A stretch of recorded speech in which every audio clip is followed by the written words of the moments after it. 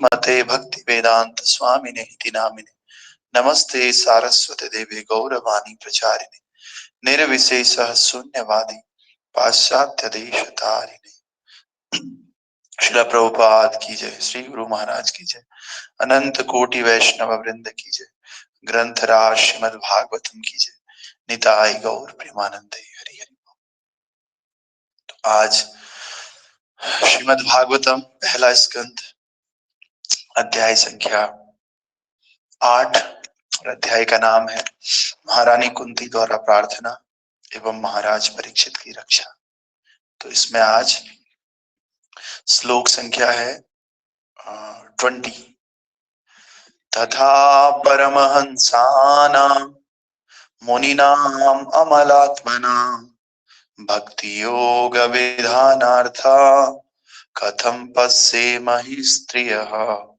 तथा परमहंसानां मुनीनां अमलात्मनां भक्ति योग विधानार्थं कथं पश्येमि स्त्रियः। तथा परमहंसानां मुनीनां अमलात्मनां भक्ति योग विधानार्थं कथं पश्येमहि स्त्रियः। तथा परमहंसानां मुनीनां अमलात्मनां भक्ति योग विधानार्थं कथं पश्येमहि स्त्रियः। रिपीट कीजिए। हरे कृष्ण प्रभु जी, दंडवत प्रणाम।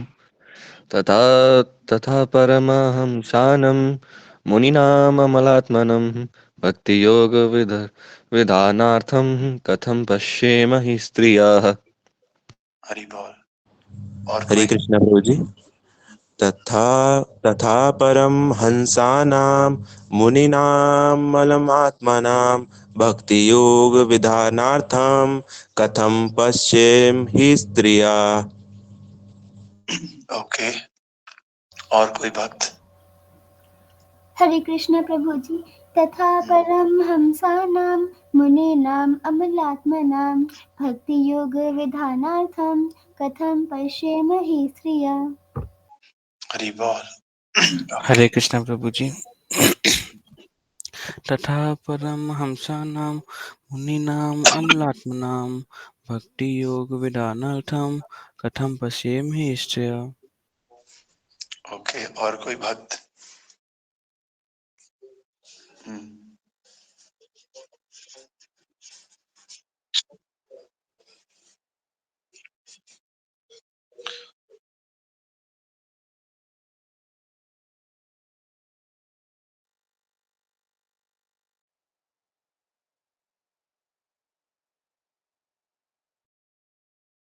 ओके, तो इसका ट्रांसलेशन इस प्रकार से है।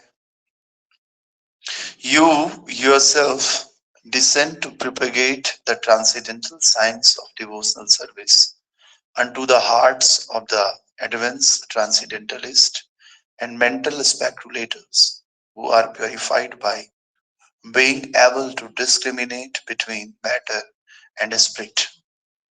How then can we, O men, know you perfectly? Know you perfectly? Kunti महारानी कह रही है, सीमित इंद्रियों का ज्ञान होने के कारण आप, अच्छा ये नहीं है, कुंती महारानी कह रहे हैं आप उन्नत अध्यात्मवादियों तथा आत्मा एवं पदार्थ में अंतर करने में सक्षम होने से शुद्ध विचारकों के हृदय में भक्ति के दिव्यान का प्रसार करने हेतु स्वयं अवतरित होते हैं। तो फिर हम स्त्रियां आपको किस प्रकार से पूर्ण रूप से जान सकती हैं? तो आप देख रहे होंगे, तथा परमहंसाना, परमहंसाना मतलब जो बड़े बड़े ऋषि हैं, बड़े बड़े मुनि हैं, जो आध्यात्मिक विकास इनका बहुत हो रखा है, आध्यात्मिक स्पिरिचुअली जो बहुत एडवांस्ड है, उनको बोलते हैं परमहंसाना।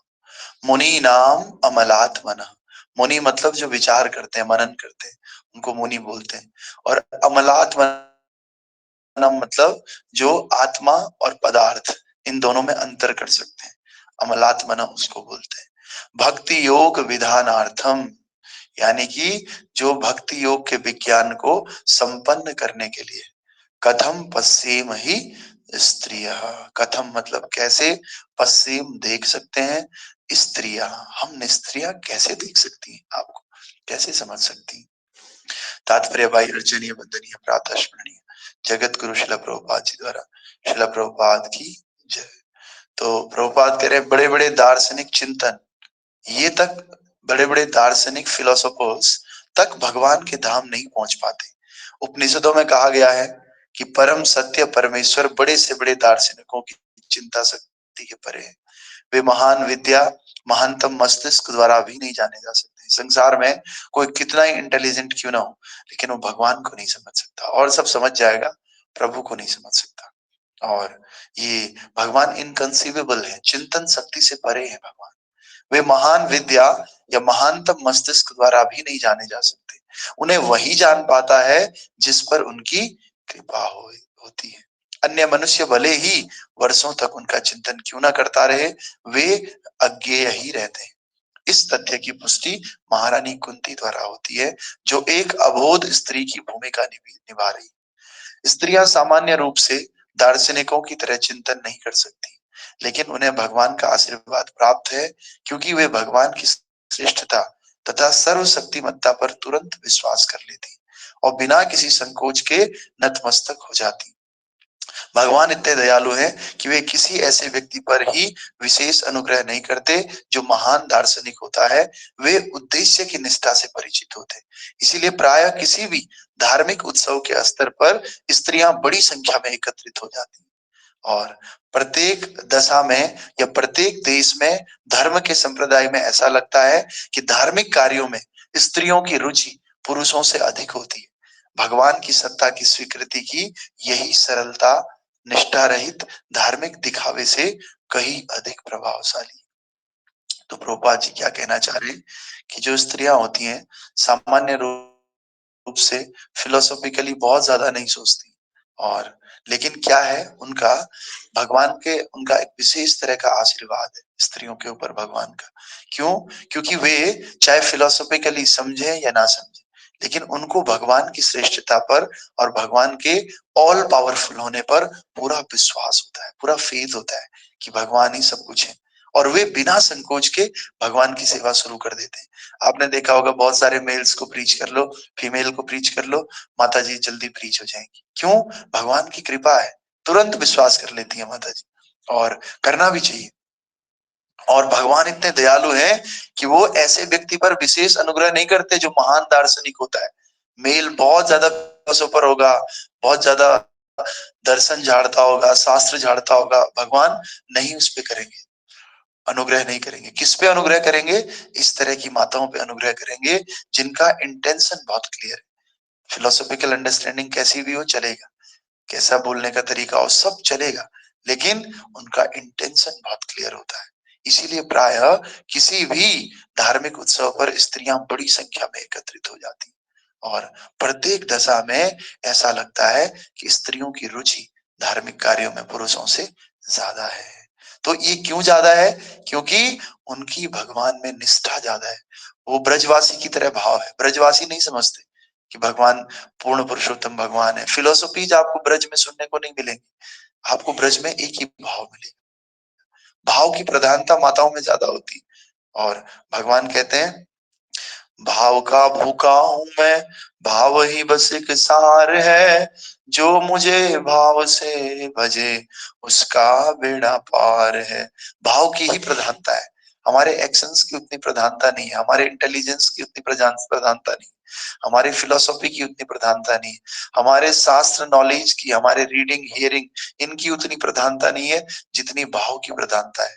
लेकिन ये जो भाव हमारे अंदर प्रकट होता है, ये बेसिक नियमों को पालन करने के बाद ही प्रकट होता है। तो इसीलिए हमें क्या करना है, नियमों को भी नहीं हटाना है, लेकिन भाव की प्रधानता हमेशा रखनी है।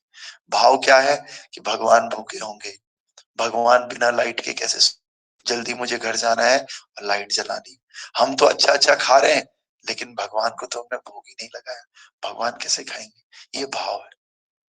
तो इसी तरह से भाव की प्रधानता, भाव में भगवान बहुत अच्छे से रीझते हैं, और भगवान की सत्ता की जो स्वीकृति है। क्यों स्त्रियां जल्दी भगवान के प्रति डिवोटेड हो जाती हैं? क्योंकि उनको पता है कि भगवान की सत्ता ही सब कुछ है, हर जगह भगवान की सत्ता है। तो ये जल्दी स्वीकार कर लेते हैं पुरुषों के कंपैरिजन में। इसीलिए प्रभुपाद जी कह रहे हैं कि जो ये स्वीकार करने वाली भावना है स्त्रियों की, ये भावना धार्मिक दिखावे से कहीं ज्यादा अच्छा है। इसीलिए कभी भी हमारा इंटेंशन भगवान देखते हैं, हमारा प्रयास भगवान देखते हैं। मैंने कहा था कि कल भी गीता की क्लास में हम बता रहे थे कि हमारा कार्य दोष कितना ही दोषपूर्ण क्यों ना हो, उसमें कितनी गलतियां क्यों ना हो, लेकिन अगर हम प्रयास कर रहे हैं, भगवान परफेक्शन नहीं देखते, भगवान हमारा प्रयास देखते हैं। हमने कितना प्रयास किया। किसी ने प्रयास किया कि नहीं मैं जल्दी उठूंगा 4 बजे, नहीं उठ पाया, 5 बजे उठ गया, दोषपूर्ण हुआ। 5 बजे उठ के भी इधर उधर लग गया काम में, कभी पानी गर्म नहीं हो पा रहा है, और इतनी परफेक्शन नहीं है कि जल्दी जल्दी नहा सके, लेकिन दोषपूर्ण है, लेकिन प्रयास कर रहे हैं, भगवान उसका प्रयास देखेंगे। बहुत लोग बुक डिस्ट्रीब्यूशन पे जाते हैं, एक किताब उनसे डिस्ट्रीब्यूट नहीं होती, लेकिन भगवान नंबर थोड़ी देखते हैं, हाउ मेनी बुक्स ही और सी डिस्ट्रीब्यूटेड। कृष्णा केवल ये देखते हैं कि उसने उस एक बुक को बेचने के लिए कितना प्रयास किया, डिस्ट्रीब्यूट करने के लिए। तो भगवान रिजल्ट ओरिएंटेड नहीं है, भगवान इंटेंशन ओरिएंटेड है, भगवान प्रयास ओरिएंटेड है कि हम कितना प्रयास कर रहे हैं करने के लिए। इवन जैसे कोई 16 राउंड नहीं कर पा रहा है या 32 माला नहीं कर पा रहा है, इसमें भी भगवान ये नहीं देखते कि कितनी माला आपने करी, इसमें भी भगवान आपका प्रयास देखते हैं कि हम कितना प्रयास कर रहे हैं 16 राउंड करने के लिए। आज एकादशी है, एकादशी में 25 माला, 32 माला, 64 माला लोग करते हैं, लेकिन हमने जो संकल्प लिया है उस संकल्प को पूरा करने के लिए कितना प्रयासरत हम। कई बार भक्त लोग रात रात तक माला नहीं होती है, बहुत अच्छे स्टैंडर्ड्स होते हैं, करते करते नींद आ जाती है, बहुत थके हुए हैं। एक बार एक भक्त है हॉस्पिटल में सुबह से शाम तक, उनकी मदर का ऑपरेशन है, और इधर घर में मकान का काम भी लगा हुआ है, कुछ ही दिन पहले की बात है। और हॉस्पिटल किधर है? देहरादून में। रहते कहाँ है? ऋषिकेश में। और मकान ऋषिकेश में बन रहा है, माता जी हॉस्पिटल में देहरादून में एडमिटेड है। साथ ही साथ उनके एग्जाम भी चल रहे हैं उस समय, तीन तीन चीजें एक साथ हो रही है, देहरादून अप डाउन करना, हॉस्पिटल में रहना, मकान में जाना, एग्जाम की प्रिपरेशन करना, ये सब एक साथ हो रहा। और ऐसे में 16 राउंड करना कितना मुश्किल हो जाता है, लेकिन उन भक्त ने कोशिश करी, कोशिश करते थे वो कि मैं कैसे भी करके 16 माला करूं। और जब वो घर जाते थे कभी कभी, तो मुझे कहते हैं कि आज तो बस 10 माला हो पाई, 6 माला बची हुई, कभी कभी 4 हो पाई, कभी कभी 8 हो पाई, लेकिन सोने से पहले भी वो प्रयास कर रहे हैं, जब तक शरीर उनका साथ दे रहा है कि मैं पहले माला करूंगा, माला करने के बाद सोऊंगा। लेकिन कहते 8 माला हो गई थी, 9 कर ली, 10वीं करते करते मुझे नींद आ गई। और नींद आ गई, और नींद कब खुली? सीधे सीधे सुबह खुली, 4 बजे 5 बजे। तब देखा अरे कल का दिन तो चले गया, 16 माला हो नहीं पाई। तो भगवान यहाँ पर ये नहीं देख रहे हैं कि अरे इसने तो 16 माला की नहीं, अब ये बेकार है। नहीं, भगवान ये देख रहे हैं उसने कितना प्रयास किया 16 माला करने का। तो भगवान कह भी रहे, स्वल्पम अपि यस्य धर्मस्य त्रायते महतो भयात् शुचिनाम श्रीमताम गेहे योग भ्रष्टो विजायते। कह रहे हैं कि अगर थोड़ी सी भी प्रगति हम इस मार्ग पे करते हैं, थोड़ा सा भी प्रयास हम करते हैं, तो बड़े से बड़े भय से हमारी रक्षा हो जाती है। बस हमने प्रयास करना है, कुंती महारानी की तरह केवल प्रयास करते रहना है। ये प्रयास से ही भगवान खुश होते हैं, याद रखिए। भगवान हमारे नंबर से खुश नहीं होते, प्रयास से खुश होते हैं। हर रोज प्रयास करना है।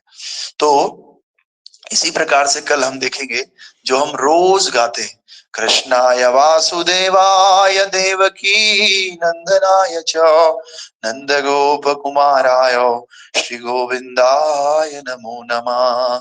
कृष्णाय वासुदेवाय देवकी नंदनाय च नंद गोप कुमाराय श्री गोविंदाय नमो नमः।